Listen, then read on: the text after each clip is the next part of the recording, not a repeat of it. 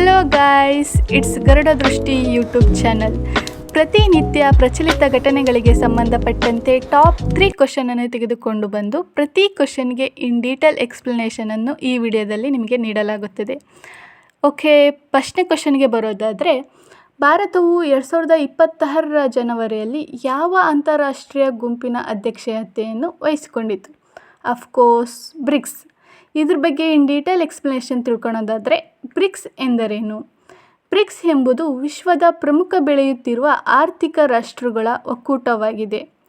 ಈ ಸಂಘಟನೆಯ ಉದ್ದೇಶವೇನಪ್ಪ ಅಂದರೆ, ಸದಸ್ಯ ರಾಷ್ಟ್ರಗಳ ನಡುವೆ ಆರ್ಥಿಕ, ವ್ಯಾಪಾರ, ಹೂಡಿಕೆ, ತಂತ್ರಜ್ಞಾನ ಹಾಗೂ ಅಭಿವೃದ್ಧಿ ಸಹಕಾರವನ್ನು ಹೆಚ್ಚಿಸುವುದಾಗಿರುತ್ತದೆ.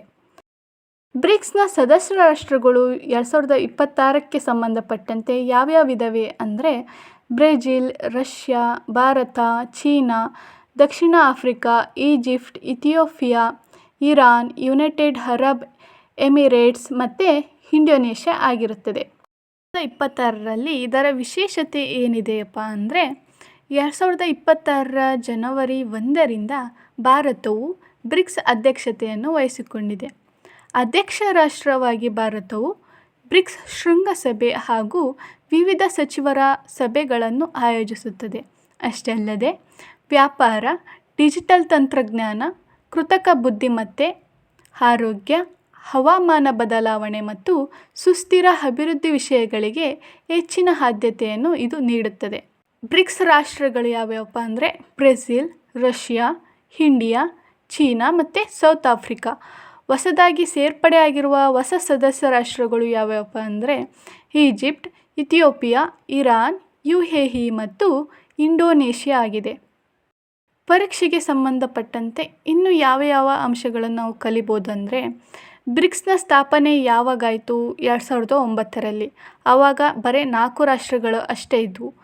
2010ರಲ್ಲಿ ದಕ್ಷಿಣ ಆಫ್ರಿಕಾ ಸೇರಿ ಬ್ರಿಕ್ಸ್ ರಾಷ್ಟ್ರ ಆಗುತ್ತೆ. 2026ರ ಅಧ್ಯಕ್ಷ ರಾಷ್ಟ್ರ ಯಾವುದು? ಭಾರತ. 2025ರ ಅಧ್ಯಕ್ಷ ರಾಷ್ಟ್ರ ಯಾವುದಾಗಿತ್ತು? ಬ್ರೆಜಿಲ್ ರಾಷ್ಟ್ರವಾಗಿತ್ತು. ಸೆಕೆಂಡ್ನೇ ಕ್ವಶನ್ಗೆ ಬರೋದಾದರೆ, 2026ರಲ್ಲಿ ಭಾರತದಲ್ಲಿ ನಡೆಯಲಿರುವ AI ಶಿಖರ ಸಮಾವೇಶವನ್ನು ಆಯೋಜಿಸಲು ಯಾವ ನಗರವನ್ನು ಆಯ್ಕೆ ಮಾಡಲಾಗಿದೆ? ಯಾವ ನಗರ? Bengaluru. AI action summit 2026 Bengaluru. ಇದಕ್ಕೆ ಸಂಬಂಧಿಸಿದಂತೆ ಕೆಲವು ಅಂಶಗಳನ್ನು ತಿಳ್ಕೊಳ್ಳೋದಾದರೆ, AI ಅಂದರೆ ಆರ್ಟಿಫಿಷಿಯಲ್ ಇಂಟೆಲಿಜೆನ್ಸ್, ಮನುಷ್ಯರಂತೆ ಯೋಚಿಸುವ, ಕಲಿಯುವ ಮತ್ತು ನಿರ್ಧಾರ ತೆಗೆದುಕೊಳ್ಳುವ ತಂತ್ರಜ್ಞಾನವಾಗಿರುತ್ತದೆ.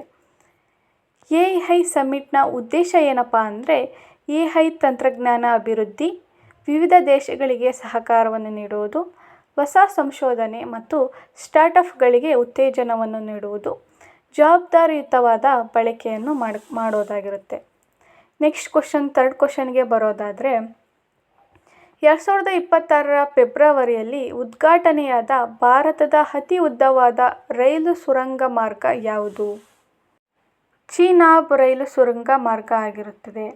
ಇದಕ್ಕೆ ಸಂಬಂಧಪಟ್ಟಂತೆ ಕೆಲವು ವಿಷಯಗಳನ್ನು ಅಬ್ಸರ್ವ್ ಮಾಡೋದಾದರೆ, ಲೆಟ್ಸ್ ಸಿ. ಚೀನಾ ಪ್ರದೇಶವು ಜಮ್ಮು ಮತ್ತು ಕಾಶ್ಮೀರದಲ್ಲಿದೆ. ಈ ಪ್ರದೇಶದಲ್ಲಿ ಭಾರತ ಸರ್ಕಾರ ರೈಲು ಸಂಪರ್ಕವನ್ನು ಬಲಪಡಿಸಲು ಅನೇಕ ಪ್ರಮುಖ ಯೋಜನೆಗಳನ್ನು ನಿರ್ಮಿಸಿದೆ. ಈ ಯೋಜನೆಯ ಪ್ರಮುಖ ಉದ್ದೇಶ ಏನಪ್ಪ ಅಂದರೆ, ಜಮ್ಮು ಮತ್ತು ಕಾಶ್ಮೀರವನ್ನು ದೇಶದ ಇತರ ಭಾಗಗಳೊಂದಿಗೆ ಸಂಪರ್ಕಿಸುವುದು, ಪ್ರವಾಸೋದ್ಯಮವನ್ನು ಉತ್ತೇಜಿಸುವುದು, ವ್ಯಾಪಾರ ಮತ್ತು ಸಾರಿಗೆಯನ್ನು ಸುಧಾರಿಸುವುದು ಮತ್ತು ರಕ್ಷಣಾ ದೃಷ್ಟಿಯಿಂದ ವೇಗವಾದ ಸಂಪರ್ಕವನ್ನು ಕಲ್ಪಿಸುವುದಾಗಿರುತ್ತದೆ. ಯಾವ ರಾಜ್ಯದಲ್ಲಿದೆ ಹಾಗಾದರೆ ಇದು? ಜಮ್ಮು ಮತ್ತು ಕಾಶ್ಮೀರದಲ್ಲಿದೆ. ಯಾವ ನದಿ? ಚೀನಾಬ್ ನದಿಯಾಗಿರುತ್ತದೆ. ಮತ್ತು ಉಧಂಪುರ್, ಶ್ರೀನಗರ, ಬಾರಾಮುಲ್ಲಾ ರೈಲು ಸಂಪರ್ಕ ಯೋಜನೆಯ ಭಾಗವಾಗಿರುತ್ತದೆ. ಇದು ಇಂಪಾರ್ಟೆಂಟ್. ಚೀನಾಬ್ ನದಿ ಯಾವುದು? ಜಮ್ಮು ಮತ್ತು ಕಾಶ್ಮೀರ. ವಿಶ್ವದ ಅತಿ ಎತ್ತರದ ರೈಲು ಸೇತುವೆ ಇದಾಗಿರುತ್ತೆ. ಯಾವುದು? ಚೀನಾಬ್ ರೈಲು ಸೇತುವೆ. Don't forget to subscribe and support me.